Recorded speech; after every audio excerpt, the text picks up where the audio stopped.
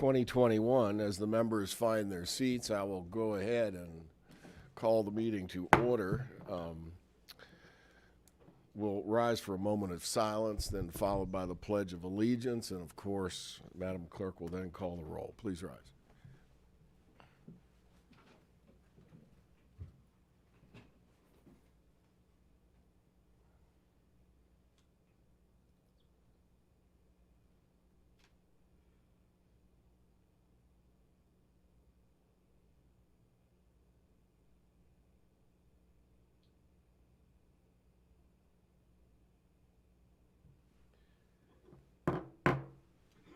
Pledge allegiance to the flag of the United States.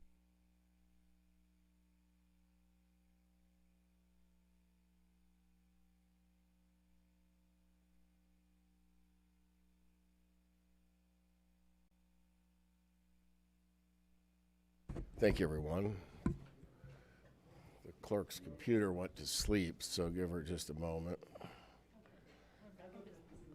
Madam Clerk. Roll call, please.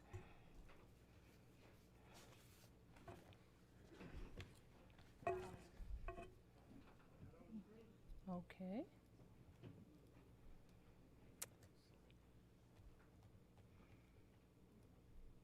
Public display is open. It was there. Mark, you picked a good night to come to the meeting. I saw IT here. I don't know. Let me see.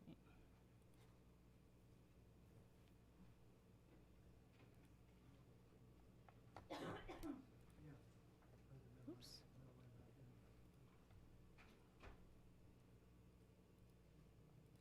It's open, so I don't know.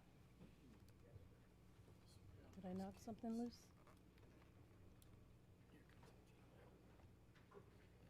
There, it's on there. Crazy. I got the display open, but it's not converting over there. Like this, you want that to go there? Yeah. It's their screen. Mm-hmm. I did. Does that work? Well, that usually doesn't look that way. Oh, sorry. Yeah, you get it on what it regularly looks like.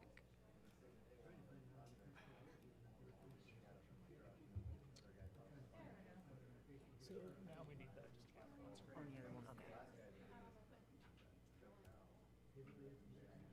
You want this one over here? yes. Cool. All right. Thank you. Yeah, no problem. So who do we have missing? Mr. Rosenbaum. Mr. Windisch. 18 present. Thank you. Next would be approval of the May 13th, 2021 County Board meeting minutes. Mr. Fennell and Ms. Daly on the second. Are there any additions or corrections to the minutes as prepared? No busy readers finding any little mistakes? That's good. All right. All those, I'm sorry, please vote.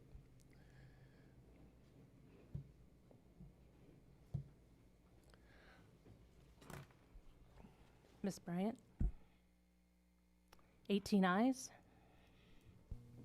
Next is a proclamation acknowledging and thanking Mayor Jim Ardis for 22 years of service.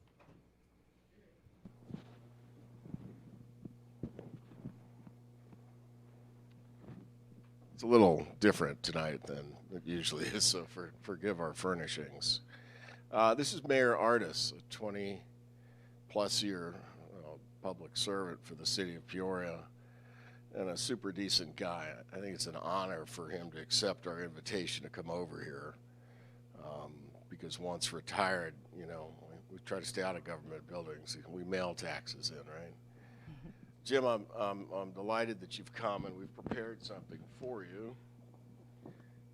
Have you ever counted how many of these you actually did? Because, you know, you set records over there at City Hall doing like 10 of these a meeting. He's never this quiet because he's not playing with me. All right, here we go. Whereas Peoria County wishes to acknowledge and thank Mayor Jim Ardis for his 22 years of service to the city, being first sworn in as a council member in 1999 and then serving as mayor from May 3rd of 2005, recently completing his 5th term on May 4th, 2021. And whereas Peoria County recognizes Mayor Artis for his tireless work to promote and strengthen the city of Peoria, and while he has continued in his family's footsteps of public service in Peoria, he has created a legacy all of his own. And whereas Mayor Artis focused on many programs aimed at youth, including founding Peoria Promise, which allows graduates of Peoria high schools to receive free tuition to Illinois Central College. The mayor's youth program further empowers area high school students to learn more about city services and assist in multiple infrastructure and beautification projects during the summer months. And whereas the mayor's term saw numerous business developments for the area, including the renovation of the warehouse district, a new sports complex, the RLI headquarters expansion, development of the shops at Grand Prairie, creation of the Peoria Innovation Hub, and a vast expansion in the investment in healthcare infrastructure by OSF Healthcare and Unity Point Healthcare, and the University of Illinois College of Medicine, Peoria, and much, much more. You can't comprise a list. It's impossible. And whereas during Jim's term, Don't Shoot, this initiative sought to decrease shootings and gang-related violence, and implementation of the ShotSpotter system allowed for rapid detection of gunfire in neighborhoods. And whereas Jim creating a partnership between the fire department and advanced medical transport has led to tremendous strides in emergency medical response outcomes. And whereas under his leadership, Peoria was named an All-American City for the 4th time and helped the city achieve and receive the Best City Hall Award. Can we do that, Scott?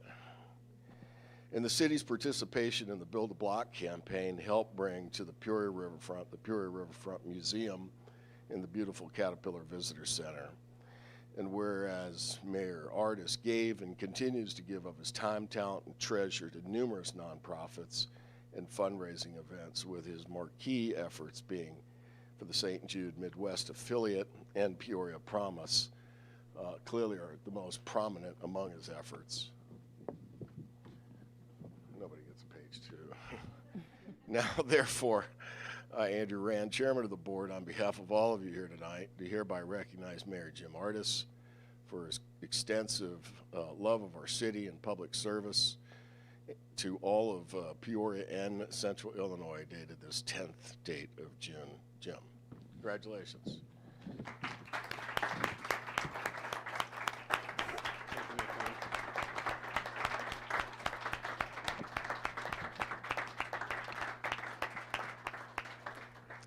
Well, I know you all have a busy meeting tonight, so I won't be long. But first of all, and I told Chairman this, I can't tell you how humbled I sincerely am to receive a proclamation from this group. Very, very humbled and appreciative. I don't know, but I'm about 99% sure that the relationships between the county and the city have never been better than they are right now. They have to be, right? I mean, it's tough times out there, but I think both groups are doing a really marvelous job of working together and trying to give our taxpaying citizens as much relief as we can for the needs that they have, and with us having to work with revenues that get tougher and tougher to come by. I applaud all of you for your efforts. I thank you all for your service to our community. I thank God for the opportunity to serve this community for 22 years. If it was not for him, I guarantee you I would have never been here and able to do this. And right behind him, my wife said it was okay every one of those 22 years too, so that helped. But Chairman Rand and I have been friends since about 1994 when I owned O'Leary's Restaurant, and he lived not too far away. And he and a former state's attorney and sitting circuit court judge used to visit me very often, and I think that's one of the reasons that our relationship has endured over all these years. even in times when we probably didn't always agree, when we didn't always agree on things politically. Our friendship was based on a really strong foundation, and I'm thankful for that too, and I thank God for that. So, to all of you, I've tried to look everybody in the eye while I've been up here, because I sincerely thank all of you for this very important close to my political career. Receiving a proclamation from Peoria County is right at the top. Thank you very much. Have a good meeting. Thank you for your service to our community.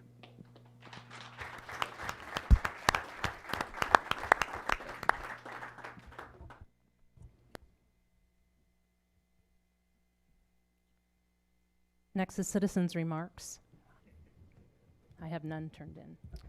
We have no citizen remarks turned in, so we will proceed with the agenda.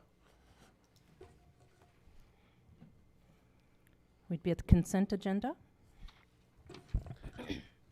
Mr. Fennel on the motion to approve, and Ms. Williams on the second.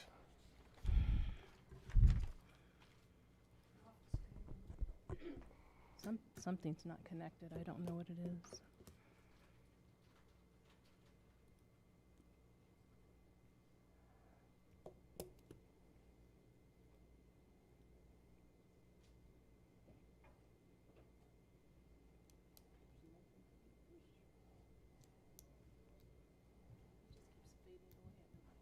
It blinked a few minutes ago, so something's not connected. Good, I don't know.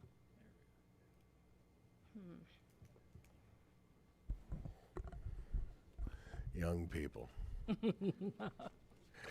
We still need them, don't we? We have a motion and a second. Any items members wish to set aside, remove? I didn't get any advance notice, so please vote.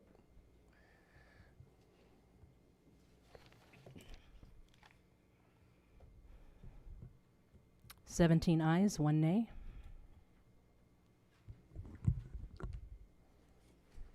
Zoning ordinances and resolutions.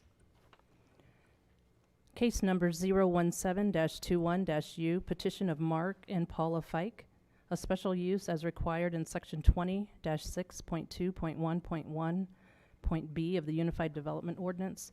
This section allows for a special use when a proposed land split does not meet the 40-acre minimum lot size in the A1 Agricultural Preservation Zoning District.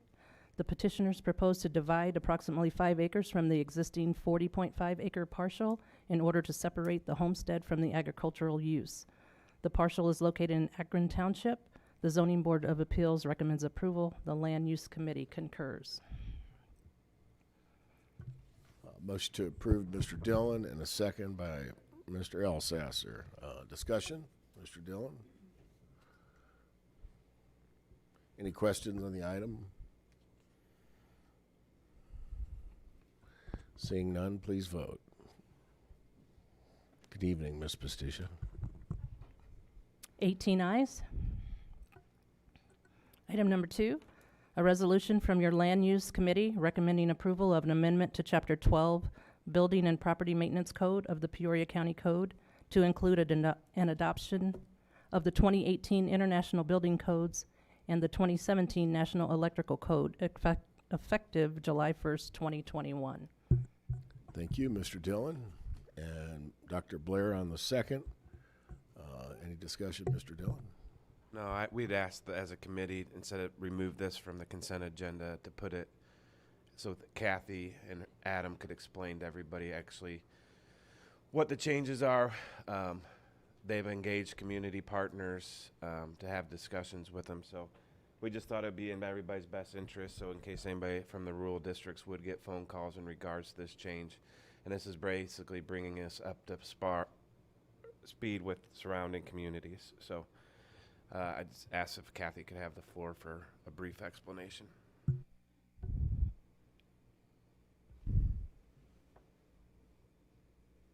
Kathy. Staff is bringing forward proposed amendments to Chapter 12 of the Peoria County Code, which is the Building and Property Maintenance Code. We're proposing to adopt the 2000 edition of the International Code Council, which is the building codes. coming from the 2012 edition. And we're also proposing the 2017 edition of the National Electrical Code, and that's coming from the 2014 edition. We have worked with area building departments since 2019 with the goal of all of us adopting the same code cycle for the ease of our homeowners and our builders, since most of our contractors work throughout the region. The 2018 ICC codes and the 2017 National Electrical Code has currently been adopted by the City of Peoria. That was effective May 1st. Bloomington and Peoria Heights also enforced those 2018 codes. Washington just began enforcing those codes this month. East Peoria and Tazewell County plan on adopting the same codes later this year. We'll also be consistent with the majority of the regional area on the 2017 National Electrical Code. In your packet, you'll see there's a spreadsheet with the summary of changes from our current codes to the 2018 proposed codes. The spreadsheet highlights the change and whether it was an addition, a clarification, or a modification to that section of the code. We did review also published studies which analyzed the cost impact of the code change on construction practices and materials. The Home Innovation Research Lab, which is a subsidiary of the National Association of Home Builders, did publish a report with estimated costs of both the 2012 to 2015 edition and also the 2015 to 2018 edition of their International Residential Code. They found that a number of these changes had no cost increases nor cost savings. A lot of these changes were improvements to the 2012 codes, providing clarification or alternative construction methods. The estimated cost impacts range from $2,000 increase to a $600 savings from the 2012 to the 2015 IRC code, and a $100 increase to a $600 savings from the 15 to the 2018 codes. The major cost increases, however, did not apply to Peoria County, as they were for homes in moderate or high seismic regions or in coastal regions, of which were not included. There were also potential savings and costs to the new code, which also don't apply to Peoria County because our state has its own Illinois Energy Code. 90% of our permits are issued for residential structures, which is why I've been concentrating on the residential conversation here. The code changes will allow for more flexibility with deck requirements. We do a lot of decks in the unincorporated area of the county, and it may reduce the cost of that deck construction by up to $500. There may also be cost savings on tall wall constructions for homes, so think a two-story living room type structure, which may no longer require separate engineering, so there will be a savings on plan design. We did meet, as Jimmy mentioned, with Peoria Area Home Builders Association. They had no issues with these amendments. We talked to Chief Gilmore of the Limestone Fire Department. He stated that the fire departments would have no issue. I also discussed these codes with the Peoria Area Association of Realtors. They had no issues. Their only question was to confirm that we are still not going to require sprinklers in residential homes, and that is excluded. We are not proposing that we require those. These amendments we're proposing would have an effective date of July 1st. If we have received plans or a submitted application prior to that date, we would honor the prior codes for those submissions. I'm happy to answer any questions. Adam Willard is also here. He's our plan reviewer and inspections coordinator. So if there are any technical questions, he can answer those specific questions as well. Thank you, Kathy. That was very thorough. Are there questions from the members? Wow, amending a building code without a question. Oh, it's a miracle. All right, so we have it on the floor. Mr. Sorrell, do you have any closing comment? I do not, Mr. Chairman. It's other than to say that staff worked very hard on this amendment. Has been obviously working on it for a couple of years now in a collaborative fashion with our with the other local governments in the region, and seeing that there's no objection from the building and realtor industry. Our recommendation stands, and hopefully it is approved. You good, Jim? I just wanted to thank. As you can see, the thorough explanation, because that one would, if you did get questions, but as you can see why we have such a top-notch planning and zoning department. It starts with Kathy and Adam and Andrew and the whole team there. So thanks to them for all they do. And like Scott said, they've worked really hard to get us here, and appreciate your guys' everything. All right. The exclamation point will be, please vote.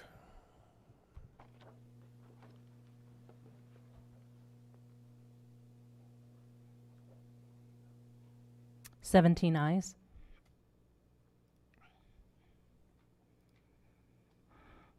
Next is item number 3, a joint resolution from your Finance, Audit, and Legislative Affairs Committee and your County Health Committee recommending approval of an FY 2021 budget appropriation in the amount of $500,000 into the Health Department's budget to reflect COVID-19 vaccination cost eligible for FEMA public assistance. Thank you. Can I get a motion to approve? Mr. Fennel and Ms. Duncan, thank you. I will be abstaining from the discussion on this for professional reasons, but I will call the vote when you are done discussing. I'd ask Vice Chairman Fennel to lead the discussion, if any. Jim? Any questions or comments on this motion? There being none? Please vote.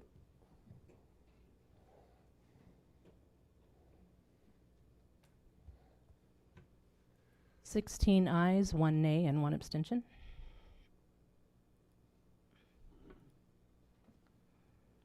Item number 4, a resolution from your Rules Committee recommending the adoption of Amendment Number 1 to the 2021-2022 Peoria County Board Rules of Order. Thank you. Mr. Dillon? Ms. Groves Allison? Mr. Dillon? We're prepared to talk about it, but I don't know if everybody has the right thing in their packet. Is that So we just put on the floor the one that was prepared in advance. We need a substitute based so on. that's not, the blue one isn't the correct one. So the one that, So, Mr. Dillon, the resolution on the backside is correct, but the agenda briefing did not get updated pending the committee's approval just a little bit ago. so you've probably seen a couple different versions floating around, but the version that was passed unanimously out of committee was leaving the sentence that was originally struck saying using the most recent available, and then the term population was just left out of that. So really the only thing that is changing in the rules is the actual date, which is the state legislation pushing it back. So that's the biggest thing.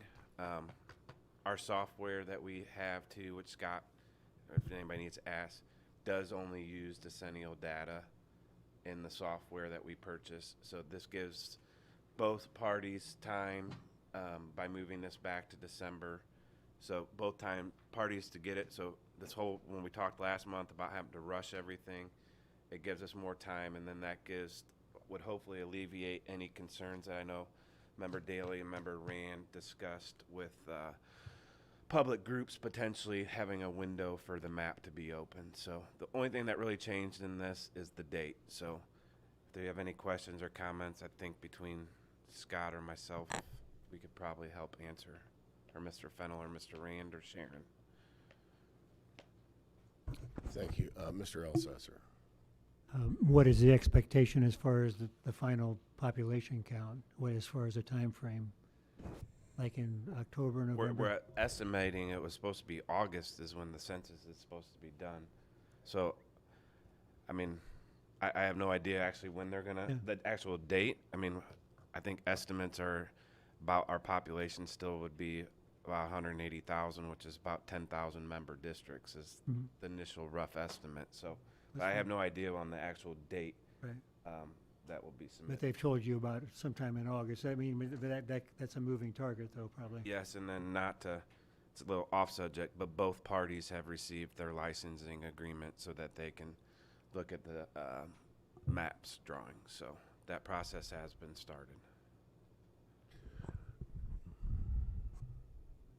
Anyone else? It shouldn't be this confusing.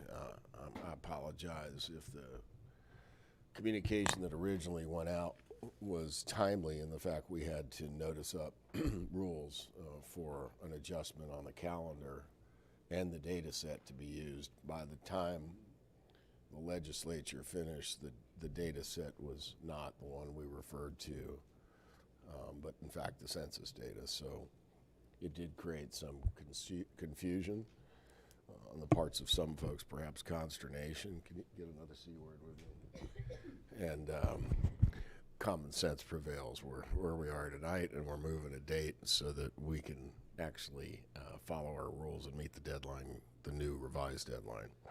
Please vote.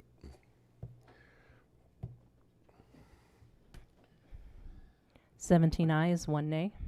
Outstanding, thank you.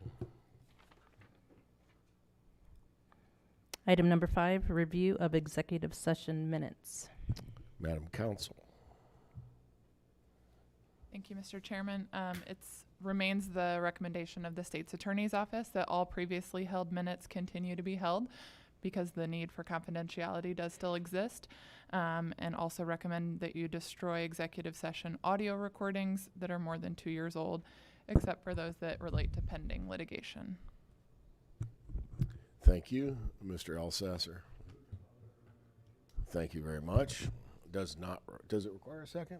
Go ahead. I'll take it, Paul. I forgot. So, for the new folks, I think we've probably done this once or twice with you around. This is items, government secrets that the counsel for the government still thinks we should keep confidential. Okay. Please vote.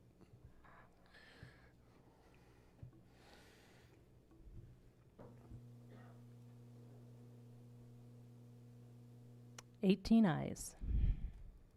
Thank you. Item 6, suspension of rules. Madam Counsel, would you explain this, please? Yes, Mr. Chairman. You'll be voting to suspend your rules as the proclamation for declaration of emergency was not able to come through committee given the timing. So you're just suspending your rules to vote on it tonight, even though it didn't come through committee. Thank you. A motion from Ms. Pastisha and then Dr. Blair. A second from Dr. Blair to get the suspension on the floor. Please vote.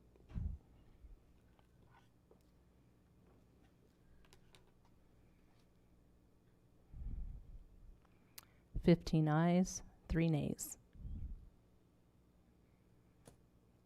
Item number 7, a proclamation extending the declaration of emergency due to COVID-19 in Peoria County, Illinois. Could I get a motion to approve Mr. Salzer and Mr. Renault? Mr. Sorrell, would you explain what we're doing? Happy to, Mr. Chairman. This is something you've been doing consistently for approximately 14 or 15 months now. Both the federal government and the state government continue to have disaster declarations in place for the purposes of being able to continue to access FEMA public assistance dollars for any costs that might be incurred or related to our response to COVID-19 pandemic. This declaration is necessary. Just as a side note, Governor announced officially today that tomorrow the state will move to phase 5.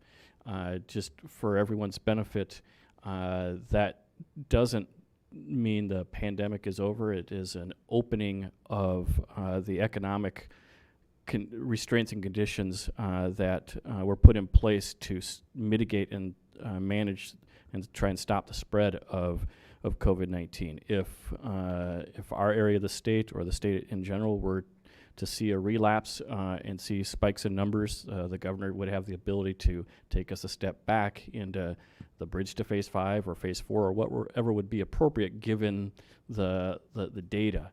The actions for what you're doing tonight with this vote is ensuring that we've got access to those federal and state dollars as it relates to being able to continue to the need to test people that are not vaccinated and have come in close contact with someone. Looking at the state's website, there were several hundred people in the last 24 hours in Peoria County that received that testing. And additionally, the ongoing efforts to get everyone vaccinated that is capable of being vaccinated to do so. And statewide in the last 24 hours, there was roughly 85,000 individuals vaccinated. We have in Peoria County 41.3% of the population that has been vaccinated to this point. So clearly more work to be done on the vaccination front. And this disaster declaration allows us to access the dollars from the state government and the federal government for those purposes. Thank you. Ms. Relaford? Thank you for that explanation. I know you mentioned specifically that we are going to be going back into phase 5 tomorrow as a state, and we are voting on this every 30 days to extend the declaration. So my one question would be, moving forward, at what point, or is there a metric or a certain number in place for a positivity rate or something we're trying to achieve as far as a benchmark where we would no longer be extending the emergency declaration? I think for us locally, we would base our decision on when the federal government and the state government determine that there's no longer a disaster at either the national level or the state level. The statewide positivity rate is less than 1.5% as of today's reporting, but we still had 367 individuals statewide that were tested positive today.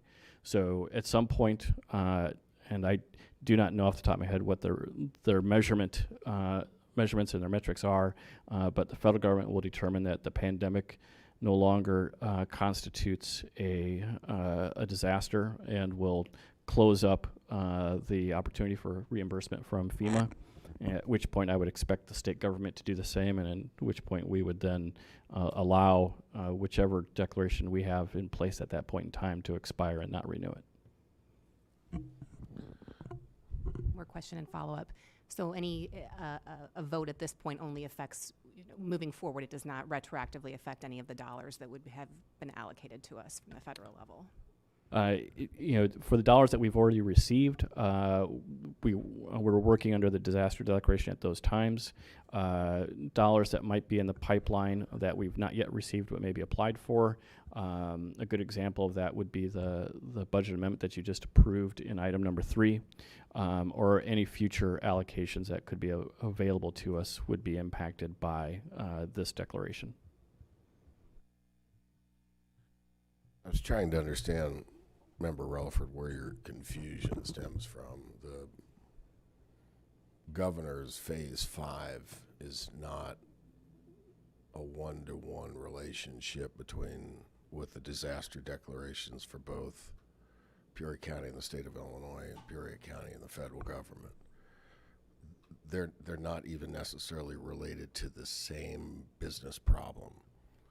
The governor's phase program for reopening the economy had to do with the community infection rate versus the community vaccination rate. So prior to the creation of a vaccine, as infection rates or positivity rates continue to grow, the governor's authority to scuttle businesses, arenas, public gatherings, schools, to slow the positivity rate, the growth in the infection, created this 5-phase program. It's not really connected to the dollars that have been plowed into various parts of each community, taxpayer resources, taxpayer services, such as the health department. They're coexisting during the same pandemic, but they're not the same thing. Just as I get questions from constituents, I just think that's important for people to understand what the connection is, because I think there is some confusion out there. So I appreciate Scott's explanation. I'm trying to think which of these two items govern. Item 7 only governs the extension of the emergency declaration for us to be able to be reimbursed for dollars expended or to apply for dollars for programs to rehabilitate certain sections of the community like the economy. It's not related to the governor's declaration of Phase 5 coming. They're not the same thing. Thank you. Appreciate the question. Any other questions on this? I think we should vote, right? Or did we? Nope. Okay, please vote.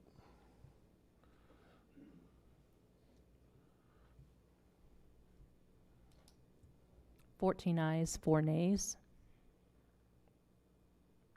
Next is miscellaneous and announcements.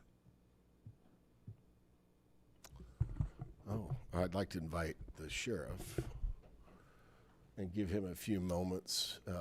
The sensitivity of community public safety begins and ends with Brian Asbell. The responsibility for making sure all of us are free and to travel and move throughout our community without fear or threat belong to a whole lot of dedicated folks in the law enforcement business, and ours happens to be Mr. Asbell. In the last several weeks, we have come to appreciate through various communications from the Sheriff's Office and other law enforcement agencies the impact on staffing, both at corrections, the Sheriff's Department's multiple functions, call centers, even our ability to move prisoners from our detention facilities on up to state facilities. It has an impact right here in Brian's lap. So I invited him tonight to take the floor and give us an update on where he is. Sure, I invited him here to give an update on where he is at the Sheriff's Department and keep us abreast of any issues he's facing that we might be able to help him with. Thank you, Brian. Thank you, Mr. Chairman. And I'm not going to repeat what I sent out in my mailing. I think that spoke for itself. But since that point, we have lost an additional correctional officer, as well as we had to terminate one before he even started because of an off-duty incident. I have had an opportunity to speak to individually many of the board members, so they know where I stand on this. But I truly believe, and I'm no different than any other sheriff in the state, that we're at a critical point where timing is of the essence if we do anything for any type of incentives to stop the bleed for retention, especially in the corrections unit. Like I said, this isn't a problem just for Peoria County. The WEEK did a report earlier this week, and they announced that thus far this year, there has been 5 sheriffs in Illinois that have resigned. There's already 6 that said they will be resigning by the end of the year, and another 22 have announced they're not running in next year's election. That's 33. That's 33. That's 1/3 of the sheriffs in Illinois are getting out of the profession. It's mainly stemming around the corrections unit and the risks and the liability for not having the adequate staffing.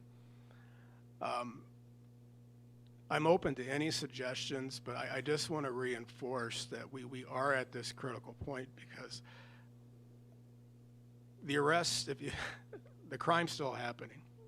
The crime is at actually a different level. I think there's so much going on in our community for people being in their houses for the last year and a half. I think there's going to be more.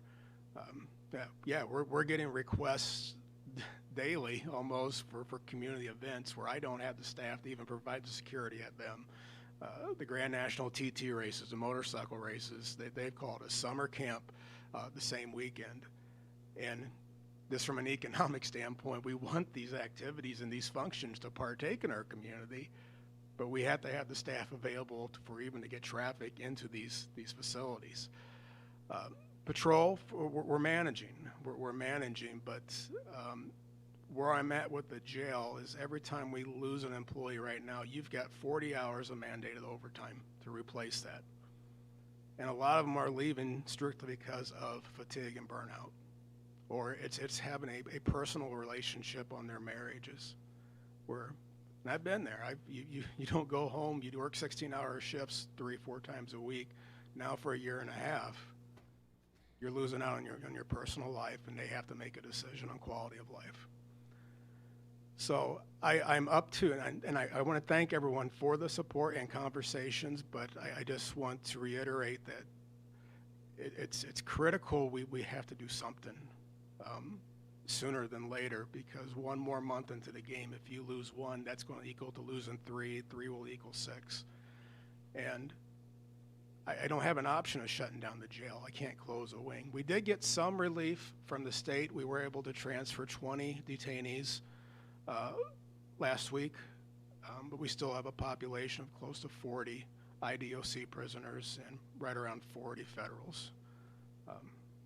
We don't complain too much about the federals. They pay us to offset some of our operating costs. But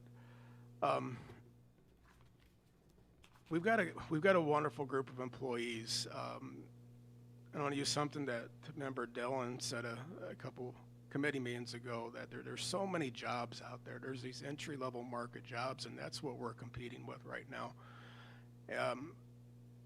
But corrections, I know we've lost one to Bloomington, to the Rivian. My biggest fear with that is if you lose one and they let, those phones, they call each other and they say the grass is greener.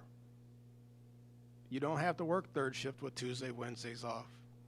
You get weekends and holidays off. And that's something I think we often forget, that this is a workforce that misses every kid's birthdays, and they work every Christmas and Thanksgiving and all the other holidays. So you have an opportunity to actually make more money and have basically a banker's hours schedule. And that's hard to compete with right now. We're not the only industry. There's so many industries out there having this same struggle. It's just compounded a little bit more, I think, even with the hostility or the perceived hostility of the profession and the working hours in the environment. But they're troopers, but I'm fearful. The good ones, the ones that have been, doing their share of overtime, they're at that point. They're at that point where I can do no more. And we're just trying to keep them motivated. We are negotiating. We're in negotiations right now with their labor contract, and that is going well. I think that's a plus. That's one piece of it. But again, I'm open to any suggestions. And even with the sheriff's associations and talking to police chiefs around the area who's going through the same problem, we're all looking for that. But additionally, we're all competing for the same workforce too. So it's a competitive nature out there. But I just ask that this board continue to put this as a priority, at least something that we talk about, to find just a short-term solution. I'm not talking long-term. We have a whole other battle, and I think that's for bigger conversations. But the main thing I'm worried about right now is what can we immediately do to maybe stop some of these retention issues that we're seeing, that gives us an opportunity to start, concentrating on our recruitment.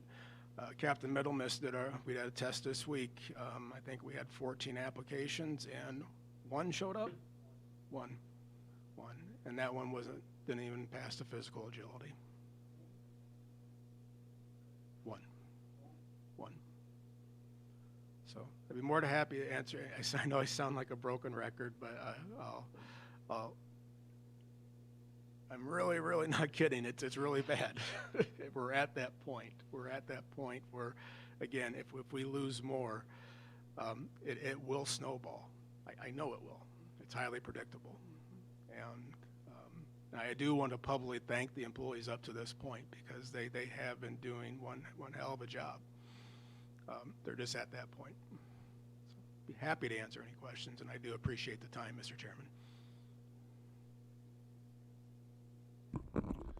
Mr. Rosenbaum, has your committee taken up the subject of what measures might be necessary to support the sheriff and bolster both his recruitment capacity and his retention capability? Well, this came up after our committee meeting, so I'm sure this is what will be on our next meeting in a couple of weeks, talking about that, and hopefully we'll have a resolution or whatever we have to do to help him out to make sure we can stop the bleeding for a little bit.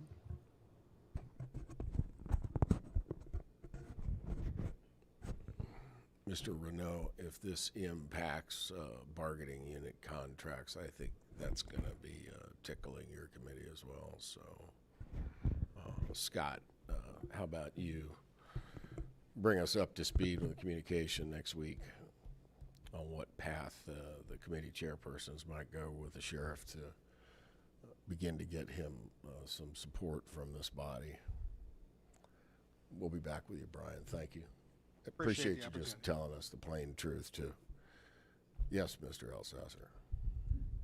Well, I hope we can move this forward quickly because this is nothing new to this group here tonight, but the most important thing that any unit of government does and is charged to do is to protect the people. I mean, absolutely. I mean, we have planning and zoning, and we have roads, and we have a lot of other things that are so important, but I mean, we got to protect the people, and that's the most important thing we're called on to do. And I'll support whatever the sheriff needs to stop the bleeding. You know, like even if we have to have special meetings, you know, we can't afford to lose one or two here and there. You know, in the next month or two, just waiting around to make sure that we get it through a committee or something like that.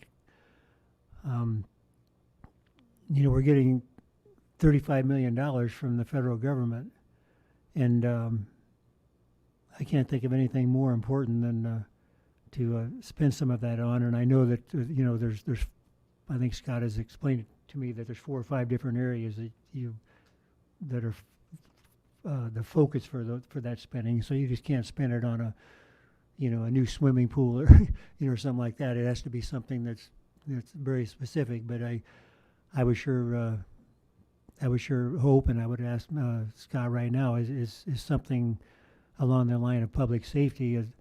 Especially, I think you could tie, part of the problem to COVID. I think from the last year, because they've had to work a lot of extra hours because people have gotten sick and then they had to be quarantined, and so that you could certainly tie those two together. And so I would ask Scott if that's a possibility. Let me just open this by saying I don't intend to relitigate item 7, but the precise reason for the disaster declaration is to keep access to funds to bolster services within the government that need rehabilitation. And I think you voted nay on that vote. Now, as to whether what I just said is true, we'll ask Scott about what buckets that comes from. But one of the reasons I've asked the sheriff to speak is because if we choose to address the issue aggressively, it will require dollars, and those dollars, we'll find out right now, would they be subject to an ongoing or discontinued declaration? Mr. Sorrell.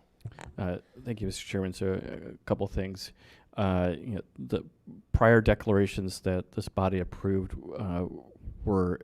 allowed us to access dollars totaling several $100,000. I don't have the exact number in front of me. That was able to reimburse the sheriff's budget for many of those costs incurred. As long as the federal government and the state government continue to have their disaster declarations and we continue to incur similar costs, the disaster declaration that was approved tonight and future declarations will need to be approved so that we can continue to access those dollars and get reimbursement for the services that the sheriff's budget is incurring and the costs that the sheriff's budget is incurring going forward. Anything else? Can I add one more thing? And I forgot to say this, Mr. Chairman. Please. The impact, it's just not the jail that impacts us as a county or my police force. And just thinking with the former Mayor Artis being with us tonight,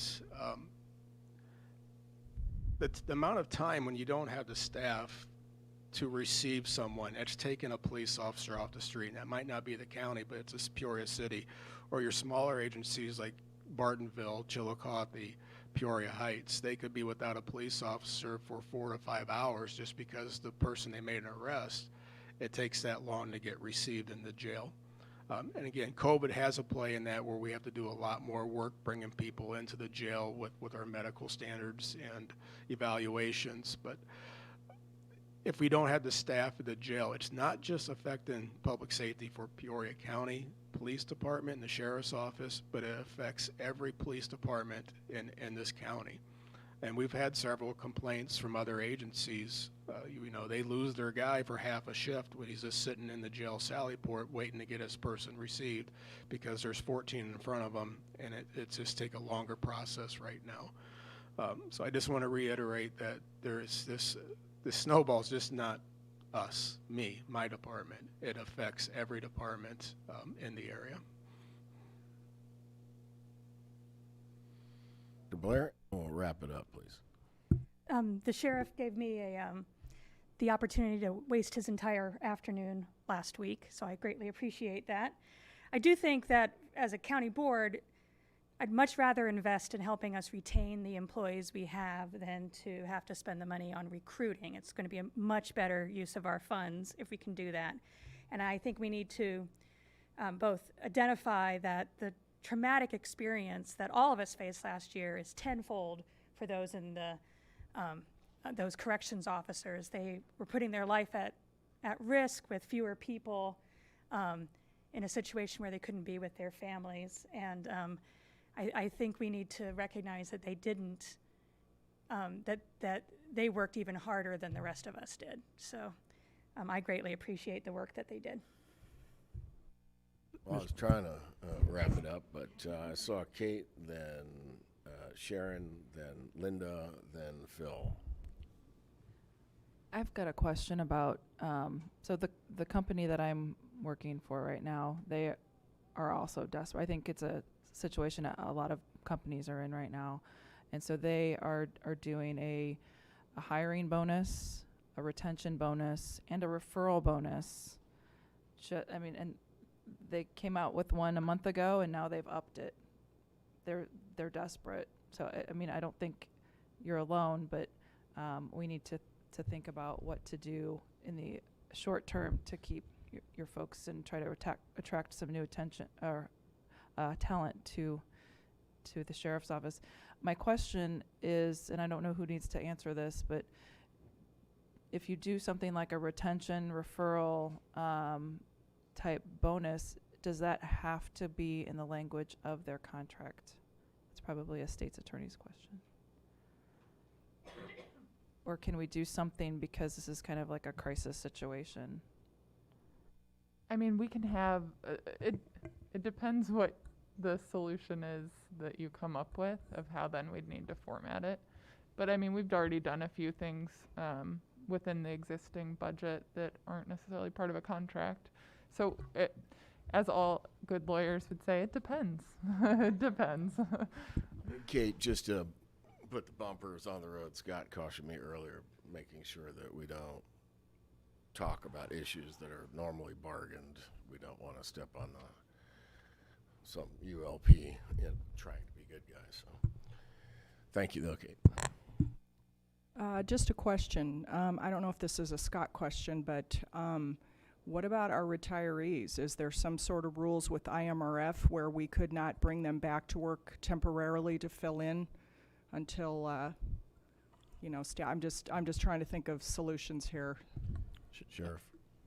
I know on the last VRP or ARP we had that was a clause where they could not return at any point for employment for Peoria County, but I think the separation prior to that, there was a time frame.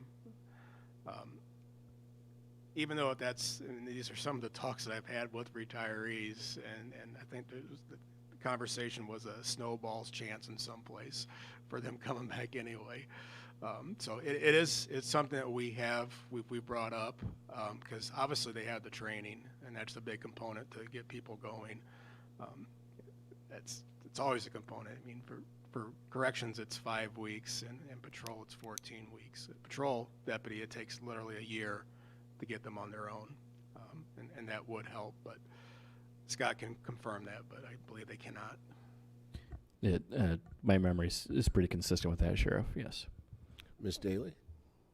I'm pretty sure I read something in email today that DCEO will be coming out with more cure funds, and they even specifically mentioned public safety payrolls.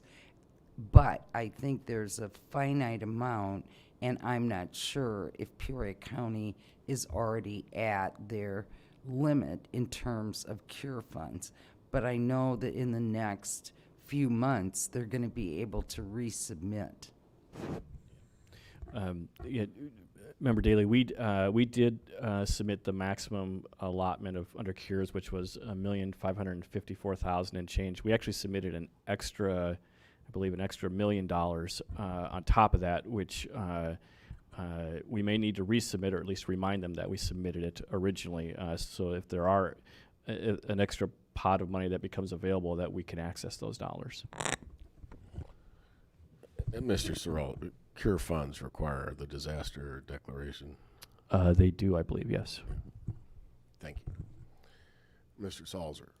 Thank you, Mr. Chairman. With this Phase 5 that we've been talking about, that's going to go in effect tomorrow, we hope we're going in the right direction.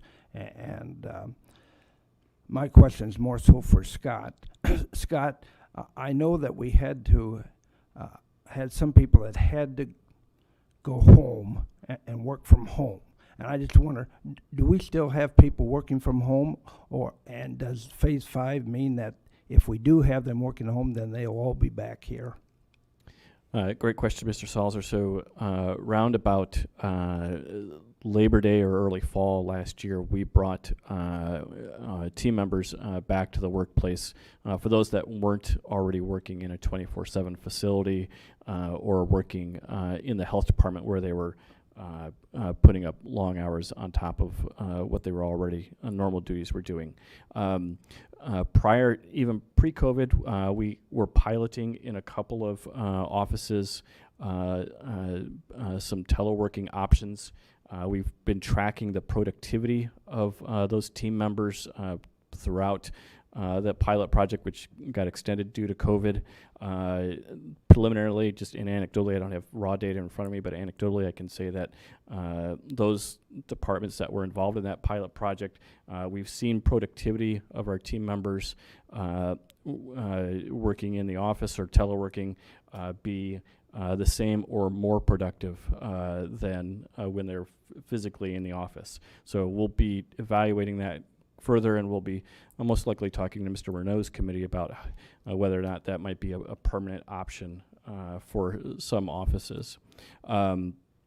Otherwise, those departments that were not included in the pilot project, that are not obviously in the 24/7 operations, absent you being in contact tracing quarantine or positive, or having childcare issues back when school was K through 12 schools were distance learning. We've had everyone. The expectation is that everyone is back in the building. I do know that those departments that are in that pilot program, that work continues. So we do have some folks that are teleworking some days of the week, but not all 5 days of the week.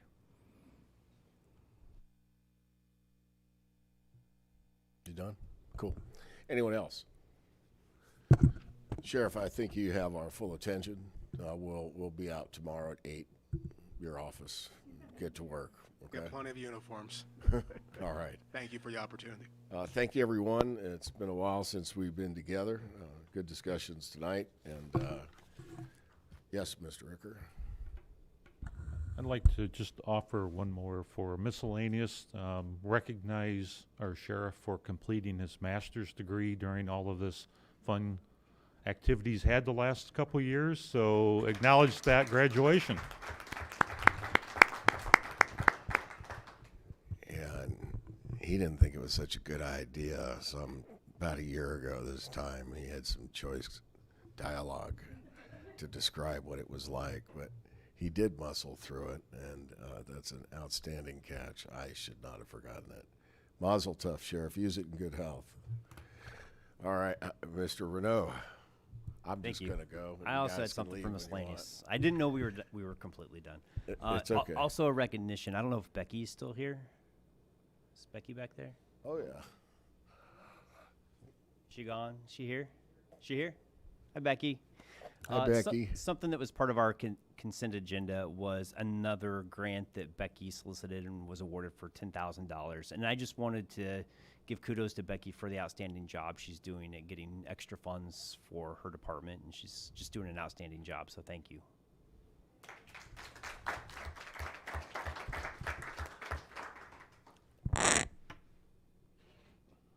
Sorry, I just wanted to mention an event that's coming up July 3rd. We are having a one-night Prairie Folklores Theater event at the Springdale Cemetery. They have actors acting out historic figures who are buried in cemetery. It's going to be on July 3rd, Springdale Cemetery at 5 o'clock. If you've never been to this event, they usually do it a couple weekends in the fall. It is one of my favorite things that happens in Peoria. So if you have time, it's a good family weekend. Come on out. We'll have snow cones. Family weekend? It's pretty creepy. It's a lovely, beautiful they're historic reenacting cemetery. whose name is on the tombstone there.